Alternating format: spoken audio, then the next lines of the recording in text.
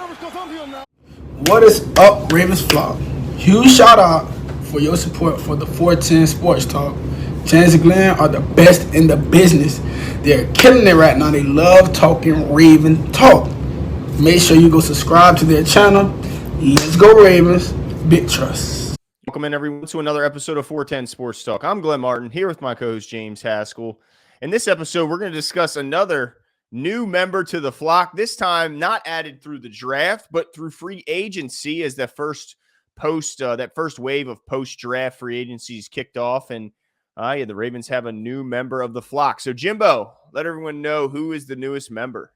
You know, really quickly, before I just say it, this is how I'm going to reveal it. I'm going to share my screen and just show it. All right? Because this is ridiculous. All right, ladies and gentlemen. The Baltimore Ravens have signed one Mike Davis, who apparently, like the tweet says, does not miss leg day, bro. The quads, like, man. It's just ridiculous. I mean, goodness gracious, what is happening here? That's ridiculous. Yeah, so anyway, I saw that and wanted to share it. But point being, the Baltimore Ravens are, like you said, Glenn, bringing in a vet in the running back room, one Mike Davis, who we've seen on our television screen in a number of uniforms and has had a pretty solid career himself. Now, what I want to talk about, Glenn, is who he is as a player, but also what do we see, what role we see him as a Raven. So let's talk a little bit about, I have some stats in front of me. I'm sure you do as well. What type of player he is from a statistical standpoint and a stylistic standpoint. What do you got on that? What are your thoughts there? Yeah, so he was a bit of a journeyman throughout his career, but has definitely had some highlights when you look at what he's been able to accomplish throughout. I guess his best season, if you had to pick one, I would say was definitely with Carolina when McCaffrey was out with the injury and he stepped in and did so in a great level. He went over 1,000 yards total from scrimmage, averaging. Let's see. The good thing about Mike Davis is he's not just a one-trick pony. This is a guy who can carry it between the tackles, but of course can also catch the ball out of the backfield. He had 59 catches in 2020, and he had 44 catches last year. So this is a guy who can definitely haul the ball in if thrown to, and then also had 165 carries in 2020 and 138 last year. So this is a guy who's perfect for what the Ravens need because what they need right now is they need healthy bodies going into training camp because with J.K. Dobbins and Gus Edwards still recovering from, as well as Justice Hill, still recovering from last season's injuries, it doesn't look like the Ravens really want to rush them into preseason play. Like a lot of teams are kind of limiting the participation of a lot of their big-time players in preseason, especially those coming off of injury. So what this does is give them a healthy back who can participate in all the offseason programs as well as give them a big bump in preseason. But Jimbo, if it's just for those purposes, why would Mike Davis sign up for that? Or is this potentially more than just a camp body and preseason body? Yeah, so this is something I've been thinking about a lot because, you talked about, his year at Carolina and he had some other years, even as far as last year, right? While he only averaged 3.6 a carry, he had a little over 500 yards, but he had 44 receptions, 260 yards, averaging 6 a reception. So he had an active year last year. And so I don't know if I were like, in my mind, a lot of people are saying this is just an insurance thing, like you're saying, right? Yeah. But I'm assuming that he had to have enough interest to where there's an opportunity for him to really make a roster.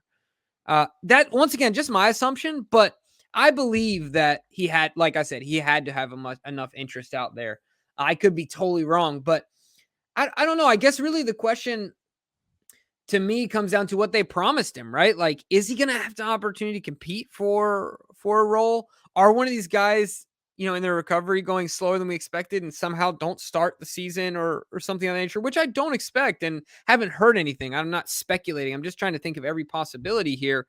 Mm-hmm. But the other question I really have, which I think is the most likely, to be honest, is I don't think he's just an insurance policy. I think there's a chance the Ravens end up with 4 backs in the backfield. I know it sounds crazy with Ricard and then 4 backs, but I don't know. The Ravens in their draft seem to be going back to their roots, right? Like what made them successful in 19 and things like that. And look, we need a stable of backs if we're gonna run the football in high volume. And like you said, guys that can catch out of the backfield, the screen game, especially with Linderbaum out there, getting out on the outside, our screen game should improve. So we need guys that can catch it and that have proven they can do it in the league. Where Beatty Beatty, who we just drafted, did it in college, we haven't seen in the pros yet, right? Yeah. So Yeah. I guess to answer your question without making it the longest story in the world, I think that there was more opportunity, not promised, but like more potential to this agreement that the Ravens told him about than simply just a camp body. That's just my opinion. Yeah, and it would make sense because if I'm Mike Davis, I'm talking to my agent. I'm going, I see these guys are coming back. I see Right. that it's not just J.K. and Gus, but Justice Hill as well. And then they drafted Tyler Beatty, who they're extremely high on, who led the SEC in rushing, as well as being a pass catching threat out of the backfield. So if I'm Mike Davis, I'm going, wait a minute. There's 4 guys currently on the depth chart. Why am I going there? And so if I agree with you. I think there was at least a clear indication made to him and his agent that there's an opportunity for him to certainly make this roster, but more than just make the roster, contribute to a team that runs the ball more than anyone in the league. Now, does this mean, Jimbo, that if JK and Gus are still on track to start week 1, is the writing on the wall that Justice Hill is all but gone?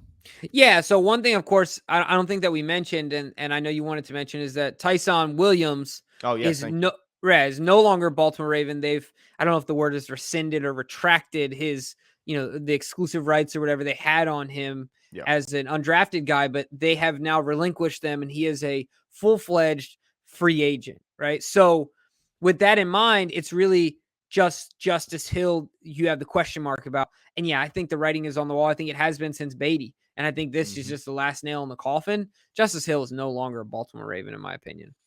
Yeah. And the good thing for the Ravens, and still also for Justice, is that he could still be brought back if there were another rash of injuries, because at least we know Justice knows the system. He knows the offense, and he knows special teams, because both of those haven't changed. Mike McDonald's the new DC, but everything else really around the defense has remained pretty similar. So, yeah, I agree. I think he's gone, but another rash of injuries, he could very well be back. But Tyson Williams, man, surprising, right? Like, I mean, not now, but man, this time a year ago or this time 10 months ago. 8 months ago or whatever it was, right. Yeah, he really fell out of the good graces of John Harbaugh. Big time. And I think it was his lack of ability to pick up on the pass block, right?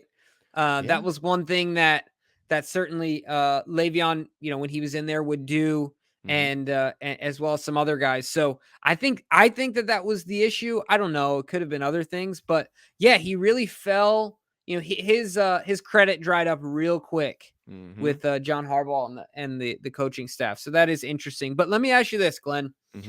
What if you had to guess, right? Like we're just projecting here. What do you think is made of this opportunity with Mike Davis? I think he's going to make the team. I think he's going to make the roster because of the recovery to the 2 lead backs and the fact that I don't think they'll participate in the preseason.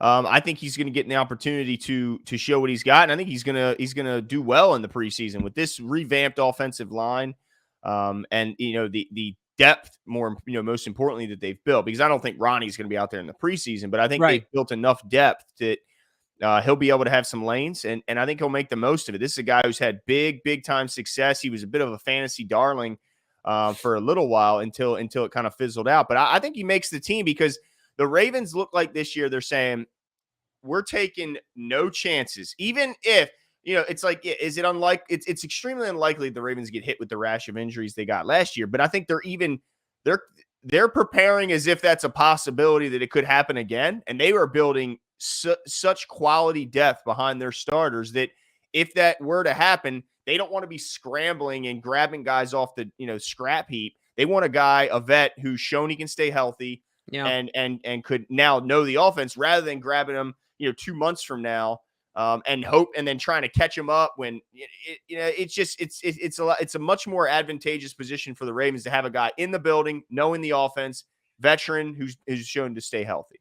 Yeah, and it's interesting because I agree with you. I tend to agree with you. I think that there's other folks in the Ravens media, which is fine.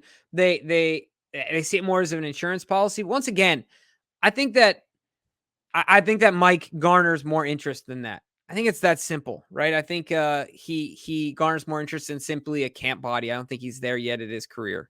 And I think he was given some sort of an opportunity by the Ravens, upon signing this contract. So it's going to be really interesting to see. I think it's intriguing and just another position that is going to be really fun to watch in camp to see how Beatty develops, see what kind of step forward or what kind of recovery the two other guys make, even if it's just in practice once in a while that we see them out there or whatever the case may be. But also, if he gets a chance and he dominates in preseason, that's going to make us feel real.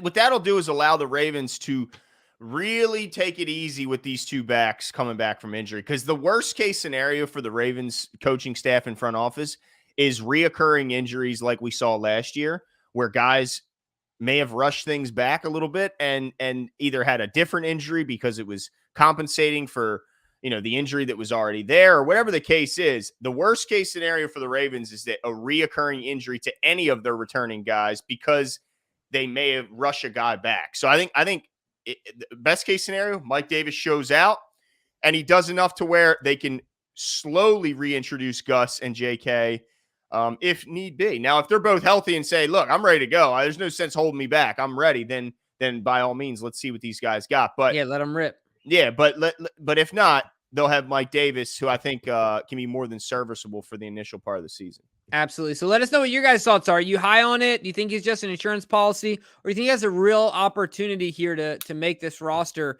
Really comes down to whether or not the Ravens are going to want 4 bodies in the backfield, including Pat Ricard, and what other positions will have to go light on to do that. So let us know what your thoughts are in the comments below, and we'll talk to you soon. See you.